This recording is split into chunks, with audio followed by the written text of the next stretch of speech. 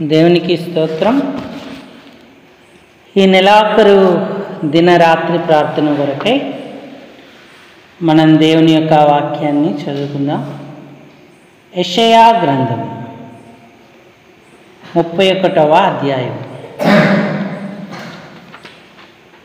ప్రవక్త అయిన యెషయా వ్రాసిన గ్రంథం యెషయా గ్రంథం 31వ అధ్యాయం. ఈ అధ్యాయంలో 9 వచనాలు ఉన్నాయి.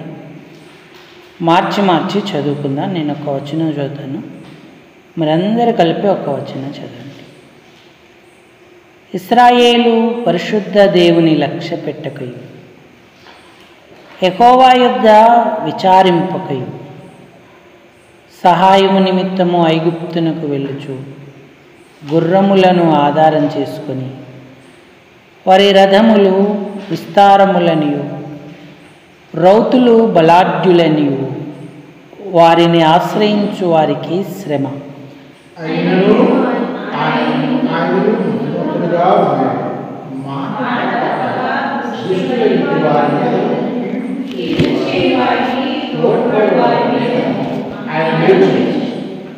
ఐగుప్తీయులు మనుషులే కదా, మనుషులే గాని దేవుడు కారు. ఐగుప్తీయుల గుర్రములు మాంసమయములే గాని ఆత్మ కావు. యెహోవా తన చెయ్యి చాపగా సహాయము చెయ్యువాడు జోగును, సహాయము పొందువాడు పడును. వారందరూ కూడి నాశనమగుదురు.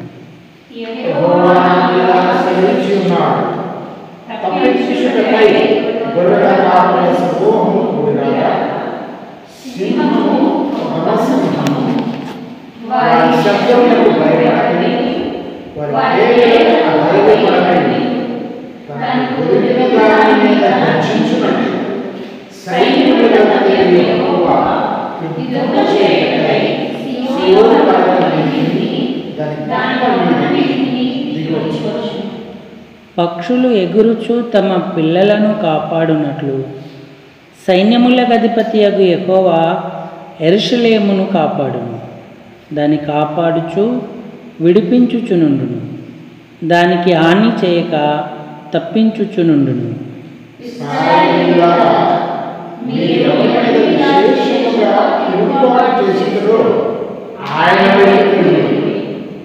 మీకు మీరు పాపము కలగజేసుకొని మీ చేతులతో మీరు నిర్మించిన వెండి విగ్రహములను సువర్ణ విగ్రహములను ఆ దినమున మీలో ప్రతి వాడును పారవేయును.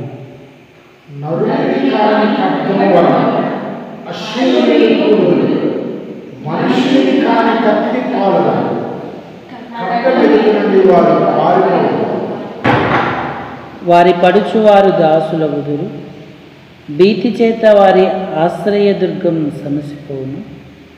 వారి అధిపతులు ధ్వజమును చూచి భీతి నొంది వెనకదీయుదురని యెహోవా సెలవిచ్చుచున్నాడు.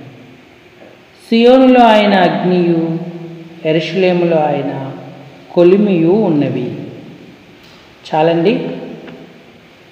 చదువుకున్న ఈ లేఖన భాగం చేరి రాగలిగినటువంటి మన హృదయాలకు దేవుని ప్రసన్నతను అనుభవించుటకు హెచ్చరికగా, పురిగొల్పుగా, ఆశీర్వాదకరంగా, దీవనకరంగా ప్రేమగల దేవుడు చేయునుగాక. ఆమేన్. ప్రభు ప్రజలారా, ప్రభునందునటువంటి ప్రియమైన వారులారా, మనం దేవుని యొక్క వాక్యాన్ని కొంత ధ్యానపూర్వకంగా ఆలోచన చేద్దాం. దేవుడు ఎప్పుడూ నమ్మదగినవాడే. ఆయనతో నువ్వు సహవాసం చేసిన ఎడల నీకు సమాధానము కలుగును అన్నాడు. అలాగున నీకు మేలు కలుగును అన్నాడు. మనం దేవునితో సహవాసం చేయడంలో తక్కువైతే, లేదా ప్రార్థించుట్లో తక్కువైతే, విశ్వాసములో తక్కువైతే, ఆయనను సేవించడంలో తక్కువైతే శత్రువు మన మీద గెలుపొందడానికి ఎక్కువ అవకాశం ఉన్నది. కొండ మీద మోషే తన చేతులు ఎంతసేపు పైకి ఎత్తించి ఉన్నాడో అంతసేపు ఇశ్రాయేలీలు గెలుస్తూ వచ్చారు. చేతులు ఎప్పుడైతే దించాడో బరువెక్కి, అప్పుడు యుద్ధరంగాన అమాలేకీయులు గెలుస్తూ వచ్చారు. యుద్ధరంగంలో నుంచి యెహోషువ మోషేకు వర్తమానం పంపించాడు. అప్పుడు అహరోను, హూరు అను వారి సహాయం చేత సూర్యుడు అస్తమించు వరకు ఆ చేతులు పైకెత్తి ఉంచారు. అప్పుడు ఇశ్రాయేలీయులు గెలిచారు, అమాలేకీయులు ఓడిపోయారు. నేడు మన వ్యక్తిగత, కుటుంబ, సంఘ జీవితంలో తగినంత సహవాసం, తగినంత ప్రార్థన, తగినంతగా ఆయనతో గడపడం మనం అలవర్చుకుంటే శత్రువును సులువుగా జయించగలుగుతాం. అప్పుడున్న శత్రువులు శరీరులు, ఇప్పుడైతే వారు శరీరులు కాదు కానీ అధికారులు, ప్రధానులు, ప్రస్తుత అంధకార సంబంధమగు లోకనాథులు అన్నాడు. కాబట్టి దేవునిని ఆధారం చేసుకోవడం, దేవునితో తగినంత గడపడం మన విజయానికి పునాది, మూలము అని గుర్తుంచుకోవాలి. మనం చదువుకున్న లేఖన భాగాలు యెషయా 30-31 అనుబంధమైనటువంటివి. యెషయా చెరకు ముందున్న ప్రవక్తలలో ఒకరు. ఇశ్రాయేలీయులు చెరకు వెళ్ళబోతున్నారు, మిమ్మల్ని మీరు దిద్దుకొనుడి, శుద్ధి చేసుకోండి, సరి చేసుకొనుడి, దేవుడు కరుణిస్తాడని చెప్పిన ప్రవక్త, గొప్ప ప్రవక్త. ఆనాడు ఇశ్రాయేలీల పరిస్థితి ఎలా ఉందంటే, వాగ్దాత దేశంలో నివసిస్తూ ఉన్నారు, కానీ దేవునికి పూర్తిగా వ్యతిరేకమై ఉన్నారు. అలాంటి ఇశ్రాయేలీయులను మీరు చెరగా వెళ్ళకూడదని చెప్తూ వారికి ఆయన హెచ్చరికలను చేస్తూ ఉన్నాడు. ఇశ్రాయేలు వారు అష్షూరు చెరకు వెళ్తారని, అలా వెళ్ళకుండా మిమ్మల్ని మీరు సరి చేసుకోమని చెప్తా ఉన్నాడు. 30వ వచనం ఆరంభంలో లోబడని పిల్లలకు శ్రమ అన్నాడు. అంటే వారు తమకు ఇష్టం వచ్చినట్టుగా ప్రవర్తిస్తూ ఉన్నారు. అందుకని వారికి దేవుడు ముందే ఈ వర్తమానాన్ని పంపించాడు. 3 ముఖ్యమైన విషయాలు లేదా 4 విషయాలు 31వ అధ్యాయంలో మనకు కనబడుతూ ఉంటాయి. మొదటి వచనంలో మనం చూస్తే ఇశ్రాయేలీలు ఎలా ఉన్నారంటే, ఇశ్రాయేలు పరిశుద్ధ దేవుని లక్ష్య పెట్టక ఎలా ఉన్నారంట? ఎవరిని లక్ష్య పెట్టక? పరిశుద్ధుడైన దేవుణ్ణి లక్ష్య పెట్టక. మరి దేన్ని లక్ష్య పెడుతున్నారు? వెండిని, బంగారంతో చేయబడిన విగ్రహములను లక్ష్య పెడుతున్నారు. 7వ వచనంలో అన్నాడు, మీకు మీరు పాపము కలగజేసుకొని మీ చేతులతో మీరు నిర్మించిన వెండి విగ్రహములను, అంటే వాళ్ళు అవి కలిగి ఉన్నారు. యెహోవాను మాత్రమే సేవించాలని నిర్గమాకాండంలోను సమూయేలు కాలంలోని ఇశ్రాయేలీలు నేర్చుకున్నారు. కానీ ఇప్పుడు చూస్తే అనేకమైన విగ్రహాలు వాళ్ళలోకి వచ్చేసాయి. వారు పరిశుద్ధ దేవుణ్ణి లక్ష్య పెట్టట్లేదన్నారు. ఆరంభ దినాలలో మనం యేసును మాత్రమే లక్ష్య పెట్టి నడిచాం. ఈ కొత్త నిబంధన కాలంలో కాలము గడిచిన కొలది ఇతరమైన అపేక్షలు లోనికి జొచ్చి అన్నాడు. అంటే దేవుణ్ణి లక్ష్య పెట్టకుండా, దేవునికి ప్రాధాన్యత ఇవ్వకుండా ఇంకా దేనికైనా మనం ప్రాధాన్యత, లక్ష్యము చేస్తూ ఉన్నామా, అది మనకు విగ్రహమే. అది ఏదైనప్పటికీ కూడా వెండి, బంగారు విగ్రహాలతో సమానమవుతూ ఉంటుంది. కాబట్టి మనం వాటిని పారవేయాలి. మనం లక్ష్య పెట్టవలసిన వాడు ఆయనే అని మనం గుర్తించాలి. హెబ్రీ పత్రిక 3వ అధ్యాయము 1వ వచనం. హెబ్రీ పత్రిక 3వ అధ్యాయము 1వ వచనం.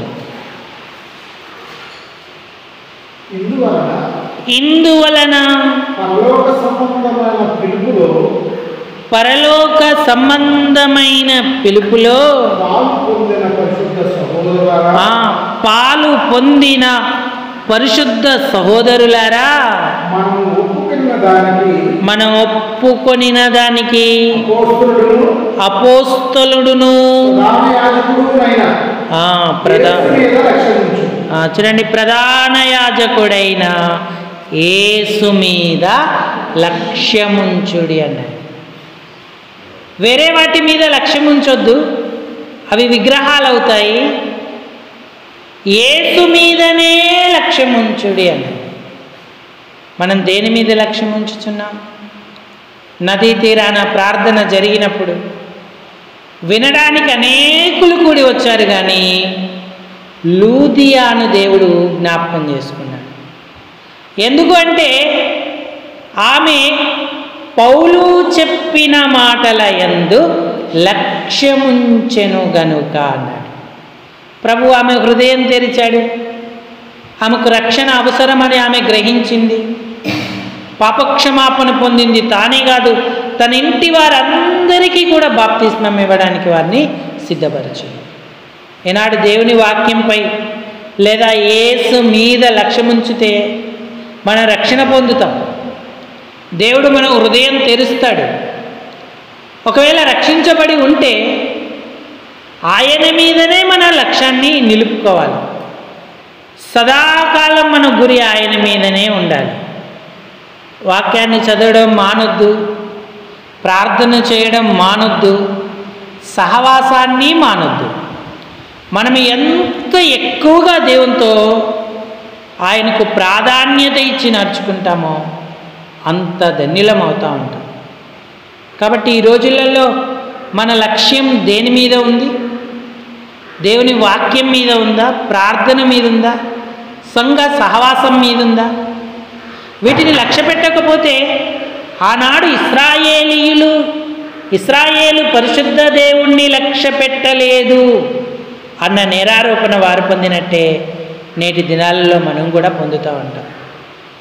మనం నిజముగా లేపబడిన వారమైతే పైనున్న వాటి మీదనే మీ మనసు నిలుపుకొనిడి అని, పైనున్న వాటి మీదనే లక్ష్యం ఉంచవలసినటువంటి వారంగా ఉన్నాం. కాబట్టి మన లక్ష్యాన్ని మరొక్కసారి సరి చేసుకోవాలి.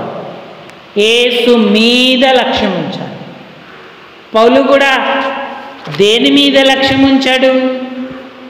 వెనుక ఉన్న వాటినన్నిటినీ లక్ష్య పెట్టలేదు, ముందున్న వాటిని లక్ష్య పెడుతూ వాటి కొరకు ఆయన పరిగెడుతూ ఉన్నాడు.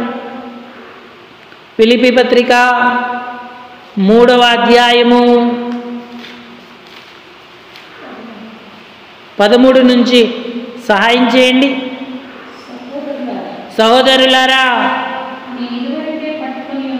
నేను ఇదివరకే పట్టుకొని ఉన్నానని తలంచుకొనను.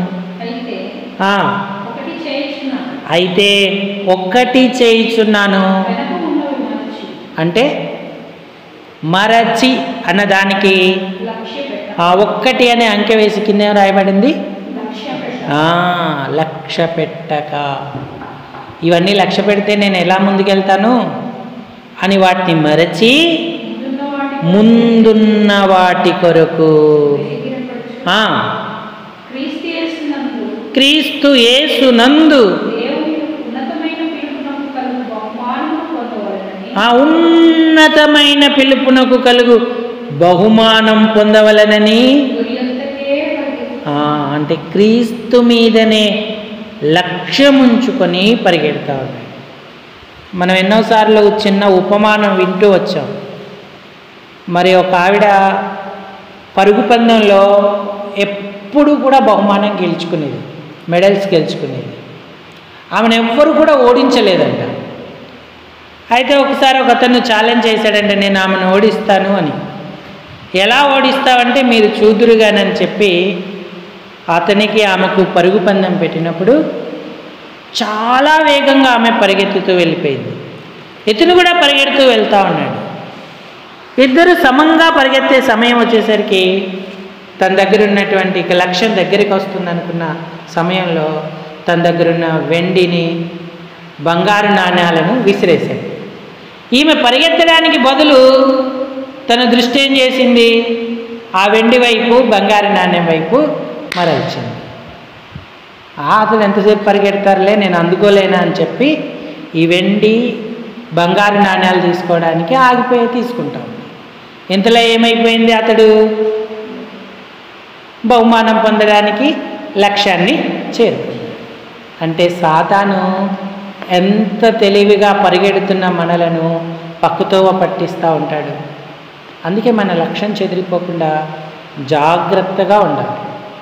ఇశ్రాయేలు పరిశుద్ధ దేవుని మీదనే లక్ష్య పెట్టుకోవాలి, లక్ష్యం ఉంచుకోవాలి.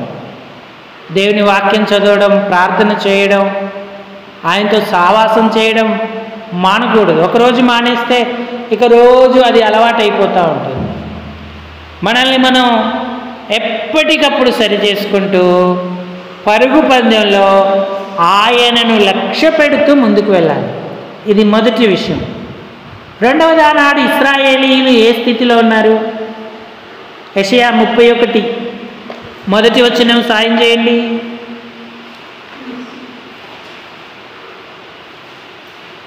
యెషయా 31 మొదటి వచనం.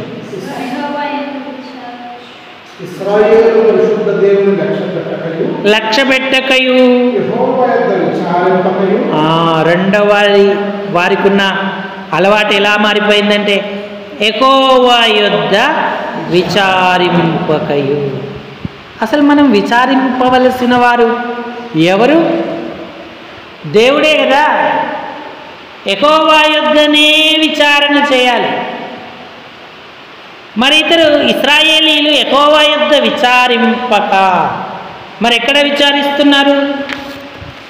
యెహోవా యొద్ద విచారణ చేయకపోతే వారు నరుల దగ్గరే విచారణ చేస్తారు, లేదంటే దేశంలో ఉన్నటువంటి మంత్రగాండ్ల దగ్గర, కర్ణపిశాచము గల వారి మధ్య విచారణ చేస్తారు. సౌలు ఒకప్పుడు యెహోవా యొద్ద విచారణ చేసేవాడు. కానీ కొంతకాలానికి సమూయేలు ప్రవక్త లేకపోయేసరికి కర్ణపిశాచము గల స్త్రీ యొద్ద విచారణ చేశాడు. నష్టం ఎవరికి కలిగింది? సౌలుకే కలిగింది. ఇశ్రాయేలీయులు నష్టపడతారు. వారు యెహోవా యొద్దనే విచారణ చేయాలని దేవుడు కోరుతా ఉన్నాడు. వీరు ఇతరుల దగ్గర విచారణ చేస్తున్నారు. దావీదైతే దేవుని దగ్గరే విచారణ చేయడం నేర్చుకున్నాడు. 34వ కీర్తనలో ఆయన చెప్తా ఉన్నాడు, నేను యెహోవా యొద్ద విచారణ చేయగా. ఎన్నో వచ్చిన 34 కీర్తన చదవండి. 4వ వచనాన్ని గట్టిగా. నేను యెహోవా యొద్ద విచారణ చేయగా. యెహోవా యొద్ద విచారణ చేస్తే మొదట మనకు ఉత్తరం లేదంటే సమాధానము లభిస్తూ ఉంది. నాకు కలిగిన భయములన్నిటిలో నుండి ఆయన నన్ను తప్పించెను అన్నాడు. యెహోవా యొద్ద విచారణ చేసేవారు ఎంత ధన్యులు! వారు సమాధానము పొందుకుంటారు, అలాగే భయములన్నిటి నుంచి కూడా విడుదల పొందుతారు. అందుకే దావీదు మంచి అలవాటు నేర్చుకున్నాడు యెహోవా యొద్ద విచారణ చేయడం. హెబ్రోనుకు పోదునా వద్దా అని విచారణ చేశాడు. ఆ శత్రువులు ఫిలిష్తీయులు వచ్చారు, నేను వారిని ఎదుర్కోవాలా వద్దా అని విచారణ చేశాడు. చాలా విషయాలలో యెహోవా యొద్ద విచారణ చేసి ఆయన దేవుని సమాధానం పొందుకొని ఆ కార్యాలను నిర్వర్తిస్తూ వచ్చాడు. యెహోవా యొద్ద విచారణ చేయడం ఇశ్రాయేలీయులకు వాడుకగా ఉండాలి. కానీ యెషయా కాలము నాటి ఇశ్రాయేలు పరిశుద్ధ దేవుని లక్ష్య పెట్టట్లేదు, ఆయన యొక్క విచారణ కూడా చేయట్లేదు. వారు ఎంత ఆధ్యాత్మికమైన దిగజారిన పరిస్థితుల్లోకి వెళ్ళిపోయారు. విచారణ చేస్తే మూడో ఆశీర్వాదం ఏంటంటే మనం వర్ధిల్లుతాం. ఇర్మియా గ్రంథం 10వ అధ్యాయం 21వ వచనంలో రాయబడి ఉంది. ఇర్మియా గ్రంథం 10వ అధ్యాయం 21వ వచనం. ఎవరైనా సరే విశ్వాసులు, కాపర్లు, పరిచారకులు, దేవుని పిల్లలు పశుప్రాయులై యెహోవా యొద్ద విచారణ చేయరు గనుక వారే వర్ధిల్లక ఉన్నారు. నువ్వు కుటుంబంగా, వ్యక్తిగతంగా, సంఘముగా వర్ధిల్లాలంటే యెహోవా యొద్ద విచారణ చేయాలి. వారు చేయక వర్ధిల్లకై ఉన్నారు అంటూ ఉన్నాడు. వారి మందలు చెదిరిపోవచున్నవి, క్షీణించుచున్నవి అన్నాడు. అంటే ప్రియులారా, మనం యెహోవా యొద్ద విచారణ చేస్తే ఎంత ధన్యులమవుతాం. ఉత్తరం వస్తుంది, భయాలన్నిటి నుంచి విడుదల చేస్తాడు. వ్యక్తిగతంగా, కుటుంబముగా, సంఘముగా వర్ధిల్లేటువంటి వారంగా ఉంటాం. కాబట్టి మనం అలాంటి అనుభవాన్ని పొందుతున్నామా? ఇశ్రాయేలు వలె విచారణ చేయకయున్నామా? దావీదులాగా, ఇర్మియా వలె, యెషయా వలె యెహోవా యొద్ద విచారణ చేస్తే ధన్యులమవుతాం. ఇది రెండవ విషయం. ఇక మూడవ సంగతి ఏమని రాయబడింది? 31వ అధ్యాయం 1వ వచనమే కంటిన్యూ చేయండి. సహాయము నిమిత్తము ఐగుప్తునకు వెళ్ళుచు గుర్రములను ఆధారము చేసుకొని వారి రథములు విస్తారములనియు రౌతులు బలాఢ్యులనియు వారిని ఆశ్రయించు వారికి శ్రమ. అంటే వీళ్ళు ఐగుప్తుకు వెళ్ళిపోయి, ఐగుప్తులో బలమైన రథములు ఉన్నాయి, వాళ్ళు మనకు సహాయం చేస్తారు, వాళ్ళు మనం ఆదుకుంటారు అని చెప్పి మన ఐగుప్తుకు వెళదాము రండి అని మాట్లాడుకున్నారు. అంటే ఐగుప్తు లోకానికి సూచన. ఈనేడు మనము లోకమును ఆధారం చేసుకుంటున్నామా? లోకంలో ఉన్న బలమైన వాటిని ఆధారం చేసుకుంటున్నామా? పరాక్రమంగా కనబడే వాటిని ఆధారం చేసుకుంటున్నామా? యెహోవాయే నీకు ఆధారమగును అన్నాడు. నీ కాలు చిక్కబడకుండానట్లు ఆయన నిన్ను చక్కని త్రోవన నడిపించును అన్నాడు. మన పితరులందరూ యెహోవాను ఆధారం చేసుకున్నారు. అరణ్య మార్గమున తన ప్రియుని భుజము నానుకొని వచ్చున దేవతే అన్నాడు సంఘము గురించి. మనం ఎవరి మీద ఆధారపడుతూ ఉన్నాం? మనుషుల మీద ఆధారపడుతున్నావి, రక్తమాంసాలే అన్నాడు దేవుడు.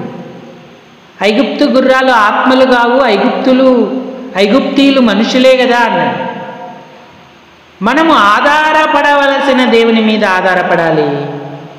అప్పుడు మనం ధన్యులమవుతాం. లోకంలో కనబడే బలమైన, పరాక్రమమైన వాటి మీద ఆధారపడకూడదు. ఇర్మియా గ్రంథంలో కూడా దేవుడు ఇశ్రాయేలీలను హెచ్చరిక చేస్తూ వచ్చాడు. 17వ అధ్యాయము 7వ వచనం. ఇర్మియా గ్రంథం 17వ అధ్యాయము 7వ వచనం. యెహోవాను నమ్ముకొనువాడు. 5వ వచనం నుంచి చదవండి. యెహోవా ఈలాగు సెలవిచ్చుచున్నాడు, ఆ నరులను ఆశ్రయించి శరీరులను తనకు ఆధారము చేసుకొనుచు తన హృదయమును యెహోవా మీద నుండి తొలగించుకొనివాడు శాపగ్రస్తుడు అన్నాడు. ఇశ్రాయేలీలు ఎలాంటి పరిస్థితికి వచ్చారు? ఇశ్రాయేలు పరిశుద్ధ దేవుణ్ణి లక్ష్య పెట్టరు, ఆయన యుద్ధ విచారణ చేయరు, ఆయనను ఆధారము కూడా చేసుకోరు. ఇక శ్రమ నుంచి, శత్రువు నుంచి వారు ఎలా తప్పించుకుంటారు? ఇక్కడ అన్నాడు, నరులను, శరీరులను ఆధారం చేసుకొని నా మీద నుండి వారి హృదయాన్ని తొలగించుకుంటున్నారన్నాడు. కొత్త నిబంధన కాలంలో మన దేవుణ్ణే మనం ఆధారం చేసుకుంటున్నామా, లేక ఇతరమైన వాటిని ఆధారం చేసుకుంటామా? ఒకవేళ మనుషులను ఆధారం చేసుకుంటే దేవుడు ఏమంటున్నాడు 6వ వచనంలో? వాడు ఎడారిలోని అరూహా వృక్షము వలె ఉండును, మేలు వచ్చినప్పుడు అది వానికి కనబడదు.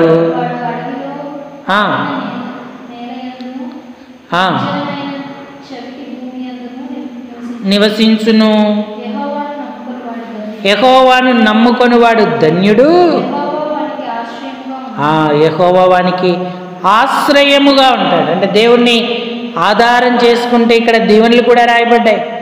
వాడు జలముల యొద్ద నాటబడిన చెట్టు వలె ఉంటాడు, అది కాలువల ఊరన దాని వేలు దన్నును, వెట్ట కలిగినను దానికి భయపడదు.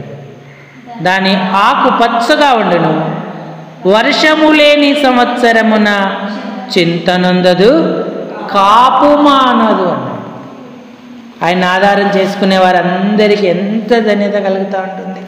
ప్రతి సంవత్సరం ఒకలా ఉండదు, ఒక సంవత్సరం ఒకలా ఉంటుంది, ఒక సంవత్సరము ఒకలా ఉంటుంది. కానీ యెహోవాను ఆధారం చేసుకుంటే ఆకు పచ్చగా ఉంటుంది, చింతనొందదు, కాపు మానదు అన్నాడు. 3 విషయాలు. ఇశ్రాయేలు పరిశుద్ధ దేవుణ్ణి లక్ష్య పెట్టాలి, ఇశ్రాయేలు పరిశుద్ధ దేవుని యొద్ద విచారణ చేయాలి, ఇశ్రాయేలు పరిశుద్ధ దేవుణ్ణి ఆధారము చేసుకోవాలి. ఈ యెషయా 30-31 అధ్యాయాలలో దేవుడు వారికి పిలుపునిస్తూ, మీరు అష్షూరుకు చెరగా వెళ్ళొద్దు, బబులోనుకు చెరగా వెళ్ళొద్దు, నా మాట వినండి, నా వైపు తిరగండి, నేను మీరు ఎంత చేసినా మీకు సహాయం చేయడానికి ఎంతగా ఎదురు చూస్తున్నాను. సింహం, కొదమ సింహం ఎలాగైతే గర్జించుచు కాపరి వచ్చినా ఇంకెవరొచ్చినా భయపడక దొరికిన దాన్ని తెచ్చుకొనినట్టుగా నేను సియోను కొండ మీదకి దిగి వస్తున్నాను. పక్షిరాజు పిల్లలను కాపాడుకున్నట్టు నేను మిమ్మల్ని కాపాడుతాను, విడిపిస్తాను, హాని చేయక నేను యెరూషలేమును తప్పిస్తాను. మీరు ఎవరి మీద విశేషముగా తిరుగుబాటు చేసితిరో ఆయన వైపు తిరుగుడి అన్నాడు. ఒకవేళ ఇశ్రాయేలీలు పశ్చాత్తాప్తులై తమ తప్పిదాలు గ్రహించి దేవుని గొప్పతనాన్ని వారు గుర్తిస్తే వారికంటే ధన్యులు ఇంకెవ్వరూ ఉండరు. ఎప్పుడైతే వారు ఆయన వైపు తిరుగుతారో, వారి దగ్గరున్న విగ్రహాలను పారేస్తారో, అప్పుడు దేవుడు వారి పక్షంగా కార్యం చేస్తాడు.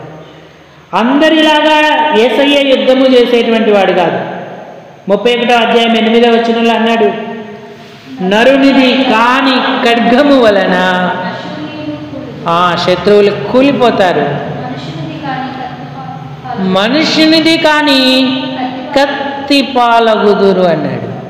ఖడ్గము ఎదుట నుండి వారు పారిపోదురు అన్నాడు. ఐగుప్తు దేశం మీద దేవుడు ఖడ్గము కానీ ఈటె కానీ విసరలేదు. ఆయన ఆయుధాలు ఆయన సైన్యములకు అధిపతియకు ఎక్కువ అయ్యి ఈగలు, మిడతలు, పేలు ఇవన్నిటినీ పంపించి ఐగుప్తు దేశాన్ని అంతటిని కూడా ఆయన నాశనం చేసేసాడు. అంటే దేవుడు ఎంత గొప్పగా కార్యం చేస్తాడు. నరుని కాని కత్తి, మనుషుని కాని ఖడ్గము వలన వారు కూలుదూరు అన్నాడు. అంటే దేవునికి లోబడ్డం ఎంత ధన్యత. ఈ 2024వ సంవత్సరం ఆగస్టు మాసం నెలాఖరు దినం మన పరిస్థితి ఏంటి? మన పాపాలతో మనం ఇంకా నిలిచి ఉన్నామా? పశ్చాత్తాపడుతున్నామా? ఇశ్రాయేలు పరిశుద్ధ దేవుని లక్ష్యపెట్టి విచారణ చేసి ఆయననే ఆధారం చేసుకుంటే మనకు గొప్ప కాపుదల, ధన్యత, కృపాప్రభు అనుగ్రహిస్తాడు. లేకపోతే ఆయనకు తిరుగుబాటు చేస్తే మనం నష్టపడతాం. సౌలు నష్టపడ్డాడు, ఇశ్రాయేలీయులు నష్టపడ్డారు. మనం అలా కాకుండా ప్రభువును బ్రతిలాడుకుందాం. ప్రభువా, నేను బలహీనుణ్ణి, ఆశించినంత ప్రార్థన, నువ్వు కోరినంత పరిశుద్ధత, నువ్వు ఆశించినంత సహవాసం నీతో చేయలేకపోతున్నాను. నా బలహీనతలను క్షమించి నన్ను దిద్దు. నాకు ఇచ్చిన ఈ అవకాశాన్ని నేను చక్కగా సద్వినియోగం చేసుకొని నీ కృపను బట్టి బలపడి నీ దీవెన పొందడానికి సహాయపడమని హృదయపూర్వకంగా ప్రభువును వేడుకుందాము. ఆయన యొక్క దీవెనను పొందుదాం. దేవుడి తలంపులను దీవించునుగాక. అందరూ తలలు ఉంచి కళ్ళు మూసుకొని ప్రార్థన చేసుకుందాం. మొదట మీరు చేయండి వాక్య ఫలం కొరకు, తర్వాత పెద్దవాళ్ళు చేస్తారు.